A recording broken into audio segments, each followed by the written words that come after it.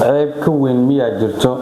iyadoo dadka reer Hiiraan ay soo jeedaan aad ka dhaadhiciso wariyaal lacag aad siiso sidoo kalena ay baraha bulshada ay geliyaan in wax qabad wanaagsan aad samaysay madaxweynaha Hiirshabeelle Cali Guudlaaw Xuseen oo mudxiliidkiisa si dhamaaday ayaa dabcan shacabka reer Hiiraan oo indhahoodu ay soo jeedaan waxa uu si toos ah markaasi ugu sheegay in marka wax uu qabtay iska daa wax uu qabtay balanqaadkii ahaa in garoonka diyaaradaha Ugaas Khaliif ee magaalada Beledweyne uu ka dhigo garoon aad u wanaagsan sidoo kalena markaasi dabcan ay ku soo dagaan markayna waxa isugu gali doonaa sida garoonkaas Beledweyne oo uu noqon lahaay mid asoo roobku daaya diyaaradu ay ka degtaan hadii Ilaahay raalli ka noqdo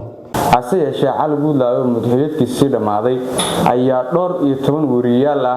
sidoo kale lacag u qaybiyay iyadoo isla markaana baraha bulshada ay shacabku u geliyeen in Cali Guudlaaw tan iyo markii la doortay wax uu qabtay iska daa wax uu qabtay ee dhibaato ba'an ay ka tabanayaan